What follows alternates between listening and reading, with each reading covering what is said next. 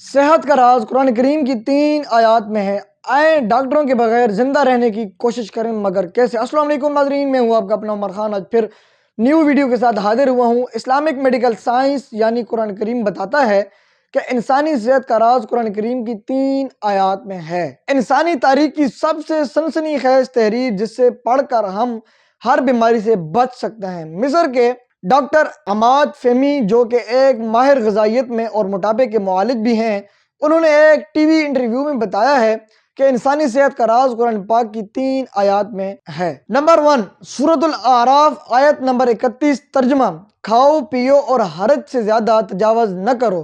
اس کی تشریح ڈاکٹر عماد فہمی کہتے ہیں کہ اکثر ڈاکٹر نشاستہ اور چکنائی سے منع کرتے ہیں، حالانکہ یہ دونوں انسانی صحت کے لیے بنیادی اہمیت کے حامل ہیں۔ اصل چیز جس سے منع کیا جانا چاہیے وہ حد سے تجاوز ہے۔ نمبر 2 سورۃ الانبیاء آیت نمبر 30 جس کا ترجمہ یوں ہے: پیاس لگے یا نہ لگے پانی ضرور پئیں۔ طبی معیار کے مطابق ہر شخص اپنے وزن کے ہر 1 کلو پر 20 ملی گرام پانی پیے۔ مثلا اگر کسی کا وزن 70 کلو ہے تو وہ 70 ضرب 30 یعنی 2100 ملی گرام یعنی 2 لیٹر اور 100 گرام تقریباً 8 گلاس پانی کے روزانہ بنتے ہیں۔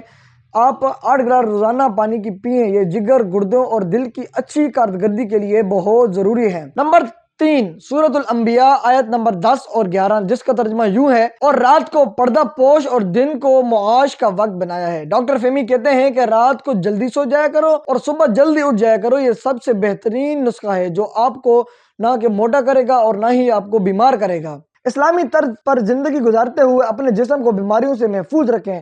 خداوند کریم نے رات کو سونے کے لیے بنایا ہے، جبکہ آج کل کے نوجوان جناب 2 3 بجے تک 4 بجے تک موبائل پہ جاگ رہے ہوتے ہیں، ساری رات جاگ رہے ہوتے ہیں، اور جس وقت اٹھنے کا ٹائم ہوتا ہے جناب جو ہے نا نوجوان آج کل کے سونے لگتے ہیں، مطلب صبح اٹھنے کا ٹائم ہوتا ہے یہ جناب صبح 3 بجے 5 بجے سو رہے ہوتے ہیں۔ سب سے جو ہے نا بری ترتیب یہی ہے۔ اللہ نے جو انسان کے جسم کا ایک سسٹم بنایا ہے، اس سسٹم میں یہ رکھا ہے کہ صبح کا ناشتے کو بھرپور طریقے سے کرنا چاہیے، یعنی صبح کا ناشتہ پیٹ بھر کے اچھے طریقے سے کرنا چاہیے، جبکہ دوپہر کی روٹی ناشتے سے قدر کم کھانی چاہیے اور رات کی جو روٹی ہے بالکل کم کھانی چاہیے۔ اگر آج ہم اپنے لائف سٹائل کو دیکھیں تو ہم صبح کا ناشتہ کرتے ہی نہیں ہیں، یعنی صبح کے ٹائم ہم ناشتے کے ٹائم سو رہے ہوتے ہیں، دوپہر 11 12 1 بجے ہم اٹھ رہے ہوتے ہیں جناب، تو رات کو پیٹ بھر کے ہم کھانا کھا لیتے ہیں، جبکہ رات کو ہم سو جاتے ہیں تو سارا جو رات کا کھایا ہوا کھانا ہوتا ہے وہ ہمارے جسم میں یعنی پیٹ میں زہریلے مواد کو پیدا کرنا شروع کر دیتا ہے، جس میں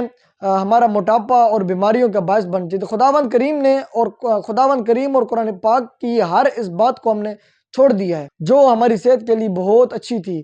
خداوند کریم سے یہ دعا ہے کہ ہمیں ان باتوں پر عمل کرنے کی توفیق عطا فرمائے اور نبی کریم صلی اللہ علیہ وسلم کی سنت پر عمل کرنے کی عمل پیرا ہونے کی توفیق عطا فرمائے۔